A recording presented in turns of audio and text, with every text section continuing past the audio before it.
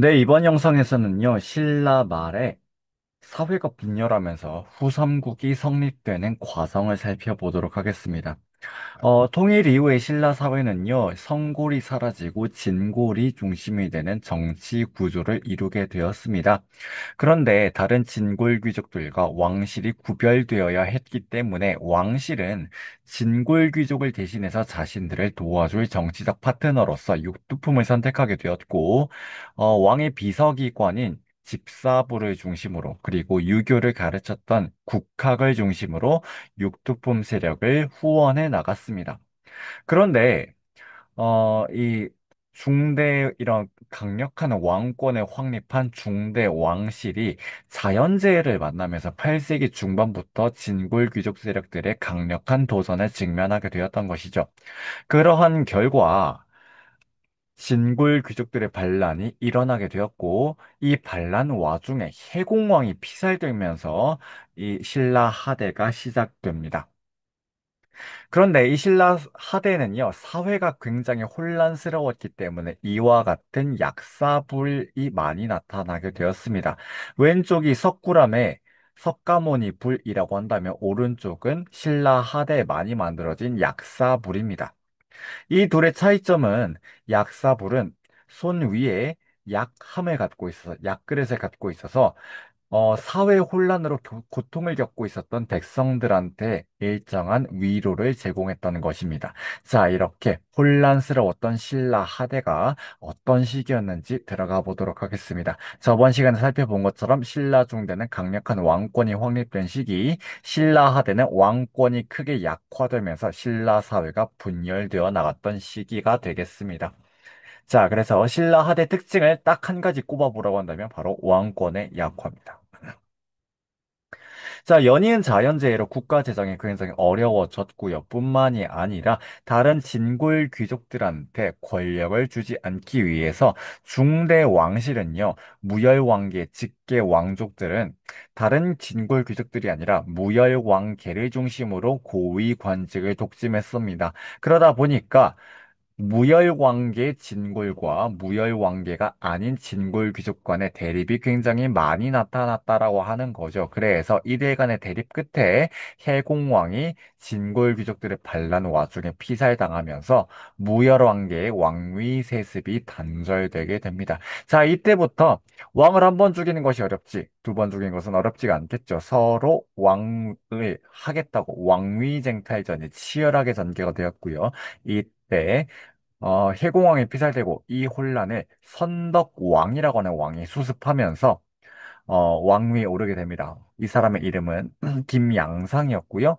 이 사람은 무열왕 직계가 아니라 저기 이렇게 왕실을 거슬러 올라가서 내물왕의 반계 집안이었습니다. 그래서 신라 왕실이 한번 교체되었다라고 하는 것입니다. 그래서 이후부터 왕위 쟁탈전이 치열하게 전개가 되었다.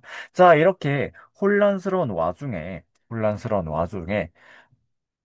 김양상의 친구였던 김경신이라는 사람이 원성왕으로 왕위에 올랐고요. 이 사람은 이런 혼란스러운 와중에도 왕권을 다시 한번 세워보고자 유교를 얼마나 열심히 공부했는지 국학의 학생들을 대상으로 이들의 독서 성과를 평가하는 관리 등용 제도를 만들었습니다. 우린 이것을 독서 상품과라고 부릅니다. 그래서 독서 상품과는요, 국학생들이 얼마나 유교를 열심히 공부했는지 그것을 평가해서 관료로 선발하는 것이었는데요. 신라는 골품이 높으면 높은 관직을 주었고 골품이 낮으면 관직의 승진의 상한선이 있었기 때문에 관등제와 골품제가 밀접하게 연결이 되어서 운영이 되었다라고 했었죠. 그러다 보니까 골품이 아니라 본인의 능력을 평가하는 이 독서 상품과가 진골 귀족들한테는 별로 반겨지지 않았을 겁니다. 그래서 독서 상품과는 큰 성과를 거두지 못하고 역사 속으로 사라지게 됩니다. 물론 계속 운영되었던 것 같긴 하지만요. 자, 그러다 보니까 육두품 세력은 진골에 비해서 차별을 받았던 육두품 세력은 당나라로 유학을 건너서 자신의 능력을 펼쳐보려고 하는 경향이 있었습니다. 자, 이렇게 진골 중심의 폐쇄적인 사회가 끝내 극복되지 못하는 가운데 두 개의 반란이 지방에서 일어납니다. 하나는 김원창의 난입니다. 김원창은요, 무열왕계의 직계 자손이었던 김주원이라는 사람의 아들이었는데요. 김주원이 김경신이라는 사람과 아까 원성왕으로 왕위에 올랐던 사람입니다. 원성왕과 왕위 경쟁을 하는 가운데 원성왕이 선제 공격을 해서 김주원을 이기고 왕위에 오르게 됩니다. 김주원은 원래 왕위 계승 서열 1위였음에도 불구하고 원성왕이 왕위에 올라서 화백회의의 인준을 받게 되자 결국 왕위를 포기하고 저기 강릉 지방으로 가서 호족 세력이 됩니다. 자, 즉, 김주원이 왕위 계승 분쟁에서 원성왕한테 패배했다라고 하는 것이죠. 이것에 강한 불만을 품은 것이 바로 김원창입니다. 자기 아버지가 왕이 됐으면 자기도 왕위를 물려받았을 텐데, 김경신이 왕위에 오르는 바람에 자기가 왕이 못 되었던 것이죠. 여기에 불만을 품고 일어난 반란, 바로 김원창의 난인데요. 통일신라 전체 영토 가운데 절반가량 대체로 옛 백제 지역입니다. 이 지역이 전부 다 김원창의 반란에 가담할 정도로 굉장히 크게 일어난 반란이었는데 신라가 민족융합 정책을 표방했음에도 불구하고 옛 백제의 백성들이 이 반란에 가담했다라고 하는 사실은 신라의 민족융합 정책이 결국 실패했다라는 것을 잘 보여주고요. 뿐만이 아니라 신라라고 하는 나라를 그냥 뒤엎는 데 그치지 않고 새로운 나라, 장안국을 세우려고 했다는 것은 아예 신라라고 하는 체제에 반대하는 반신라적 성향을 강하게 띠고 있었음을 잘 보여주고 있습니다. 김원창의 난이었고요. 하지만 이렇게 크게 일어난 반란임에도 불구하고 한 달도 채 되지 않아서 진압당하게 됩니다. 자, 이어서 일어나는 반란은 장보고의 난입니다. 장보고. 장보고는 원래 신라의 평민 출신이었는데 당나라로 가서 장군으로서 일을 하다가 신라 사람들이 당나라에서 해적들한테 노예로 팔려가는 장면을 목격하게 되었습니다. 장보고는 이걸 보는 즉시 신라로 돌아와서 당시 왕이었던 흥덕 왕의 허락을 받아가지고 저 해적 세력을 제가 소탕하겠습니다라고 하는 제안을 하게 되죠. 그래서 흥덕왕의 허락을 받아서 청해진이라고 하는 군사기지, 즉 군진을 만들고 해적들을 소탕하면서 바다를 깨끗하게 만들고 이 깨끗해진 바다에서 일어나는 당나라, 신라, 일본을 연결하는 국제무역을 주도하는 해상왕으로서 활약하게 되었습니다. 그런데 이렇게 장보고가 지방 세력으로서 지방 호족으로서 힘을 강하게 갖고 있다 보니까 장보고의 사병 집단을 이용해서 왕위쟁탈전에서 승리하려고 하는 진골 세력들도 있었습니다. 그래서 장보고의 친구였던 김우징이란 사람이 신무왕으로 즉위하기도 했고요. 그래서 장보고가 왕실과 밀접하게 연계되면서 평민에서 다시 한번 신분 상승할 수 있는 기회를 맞이하게 되었습니다. 그 기회의 절정은 바로 자신의 딸, 장보고의 딸이 문성왕과 결혼을 하게 된 것과, 하게 되면서 절정에 이르게 됩니다. 자, 그런데 평민의 딸이 진골 귀족, 특히 왕실과 결혼을 한다고 하는 것은 진골 귀족들한테는 별로 반겨지지 않는 일이었습니다. 따라서 진골 귀족들의 반대가 너무 심했고 장보고의 딸과 문성왕 사이의 혼인은 결렬되게 됩니다. 자, 이 불만을 강하게 품은 장보고가 결국 반란을 일으키게 되었고 이 반란도 결국에 염장이라고 하는 자객이 장보고를 살해하면서 실패로 끝나게 됩니다. 자, 그러면 신라 사회는요.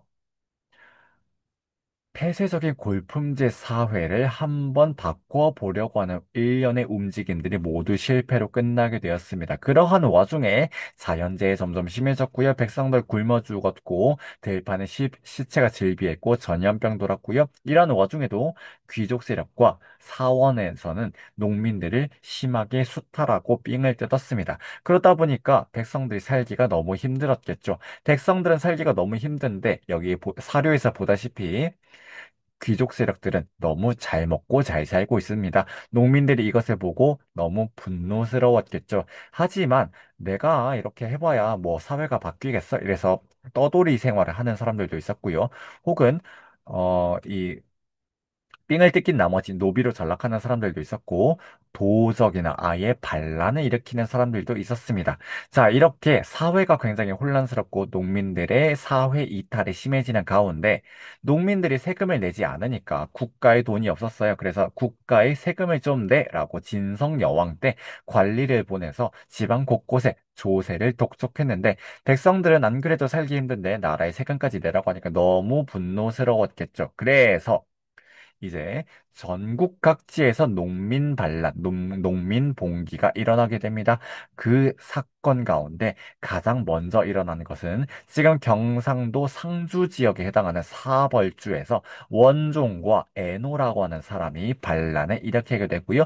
이 반란을 시작으로 해서 전국 각지로 농민 봉기가 확산됩니다. 이 와중에 농민들의 마음을 달래주는 약사불 신앙이 크게 유행하기도 했습니다. 원종과 애노의 난에 관한 사료이고요.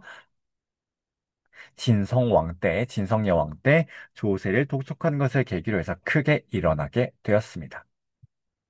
자, 상황이 이렇게 되다 보니까 백성들이 특히 도적 세력들, 초적이라 부르는 이 도적 세력들이 전국 각지로 이제 퍼지면서 곳곳을 이렇게 쑥대밭으로 만들기 시작했어요. 그래서 그 지역에서 조금 군사권을 갖고 있는 사병 집단을 거느리고 있었던 사람들이 자기 지역을 지키려고 성을 쌓고 스스로를 성주 혹은 장군이라고 부르기 시작했습니다. 이럴 수 있었던 이유는 중앙에서 진골 귀족들이 자기들끼리 싸우고 있었던 나머지 지방에 전혀 신경을 쓰지 않고 있었기 때문입니다. 자, 따라서 이렇게 지방에서 나름대로 독자적인 세력을 형성하고 있었던 호족 세력들은 자기들을 성주 혹은 장군이라고 부르면서 그 지역의 군사와 행정을 장악하게 됩니다.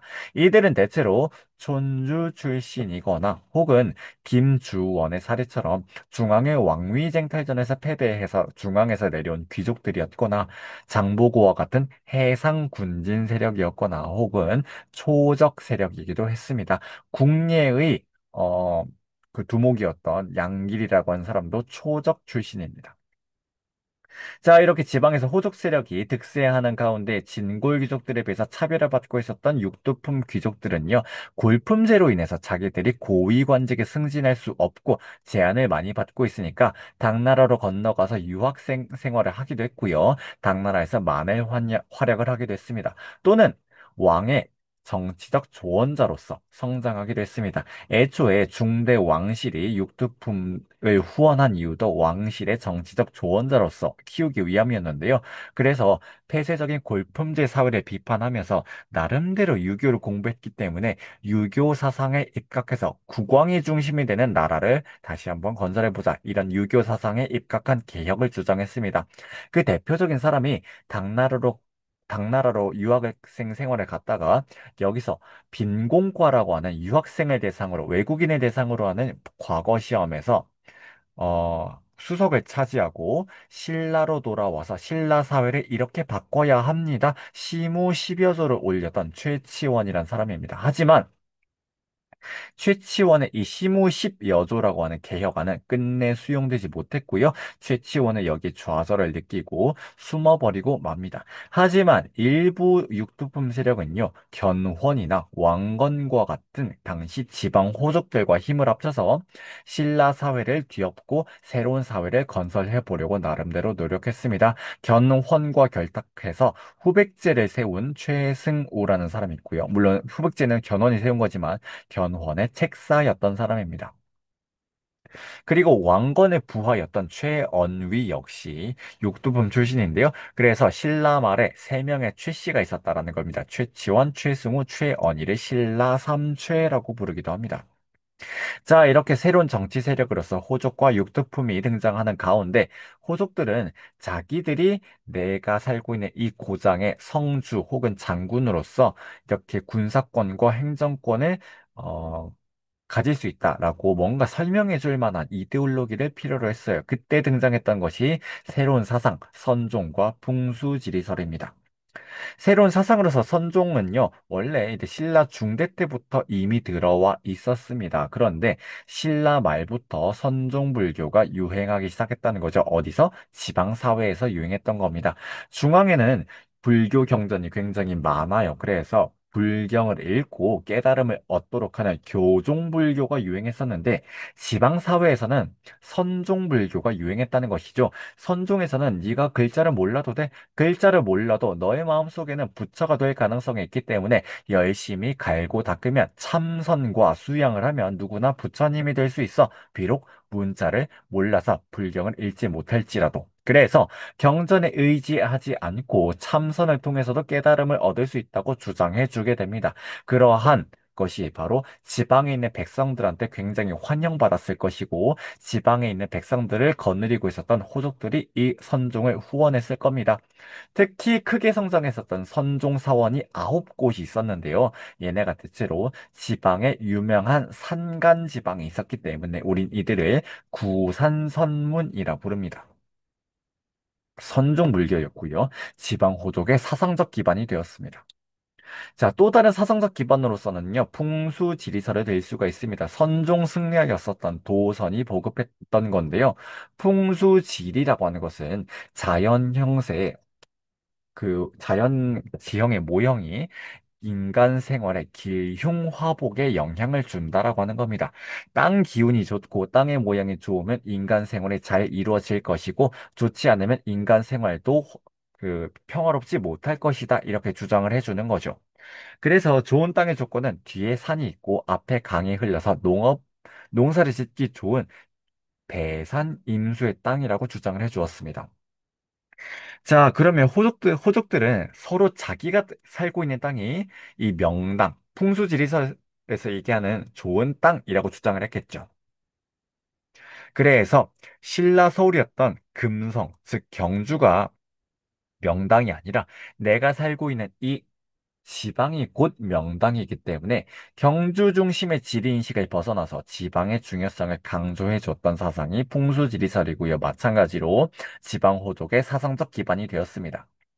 자, 이런 호족들 가운데 특히 세력이 컸던 두 명의 사람이 있습니다. 한 명은 견훤이었고요. 다른 한 명은 궁예였는데요. 견훤은 서남 해안 지역의 군진 장교 출신입니다. 그래서 이 사람이 진성여왕 때 농민봉기를 틈타서 거병하게 되었는데 특히 옛 백제 땅에서 백제 유민들의 백제 부흥 의식을 자극해서 호족 세력들을 규합했고요. 지금의 전주 지역인 완산주에 도읍하여 후백제를 세우게 됩니다. 자, 그래서 이 사람은 최승호와 같은 육두품 세력을 등용해서 통치 체제를 정비했고요. 중국과 교류하면서도 나라를 발전시켜 나갔고 백제를 다시 한번 세워보려고 했습니다. 그래서 이 사람은 내가 의자왕의 복수를 갚아주겠다라고 선언하면서 백제 부흥을 주장했습니다. 자, 그런데 후백제 위쪽에서는요, 후고구려라고 하는 나라가 등장했습니다. 신라 왕족으로 알려졌으나 신라 왕실로부터 버려진 바로 궁예라고 하는 사람이 있었고요. 이 궁예라고 하는 사람은 원래 초적 출신의 호족인 양길의 부하로 있다가 스스로 자립해서 나라를 세운 사람입니다. 이 사람은 고구려를 다시 세워보자고 했고, 자기 부하였던 호족 왕건의 도움을 받아서 지금의 개성인 송악지방에 도읍을 해서 후고구려를 세웠습니다. 하지만 송악지방은 왕건의 세력 근거지이지 자신의 세력 근거지가 아니었기 때문에 이 사람은 새로운 수도를 필요로 했습니다. 그래서 그 이후에 마진으로 나라 이름을 바꾸었다가 이후 송악지방에서 철원으로 수도를 옮기게 됩니다. 그 이후에 다시 태봉으로 나라를 바꾸면서 후고구려를 발전시켜 나갔습니다. 자, 이렇게 후백제가 세워지고 후고구려가 세워지면서 통일신라 역사는 끝이 나고 신라의 영토는 경상도 일대로 축소가 되면서 후백제의 성립, 후고구려 성립은 바로 후삼국의 성립을 가져오면서 신라 사회를 분열시키게 되었습니다. 자, 그러면 신라 말기에 진골 귀족들의 세력 다툼을 배경으로 해서 지방에서 호족과 육투품 세력이 등장했고, 또 새로운 사상으로서 선종과 풍수지리설이 등장했고, 이러한 새로운 정치 세력, 새로운 사상을 배경으로 해서 후삼국이라고 하는 신라 사회의 분열상이 등장하게 되었다라고 하는 얘기입니다. 자, 그래서 이때부터 고려가 후삼국을 통일할 때까지 이 36년에 이르는 시기를 우리는 후삼국 시대라고 부릅니다. 자, 그래서 이번 영상에서는요, 신라 말의 상황을 살펴보았고요. 우리 다음 영상에서는요, 통일 신라의 문화와 사상을 비롯해서 남북국이 어떻게 당 중심의 동아시아 국제 질서 속에서 경쟁하고 공존했는지 남북국 시대 문화사를 간단하게 개관해 보도록 하겠습니다.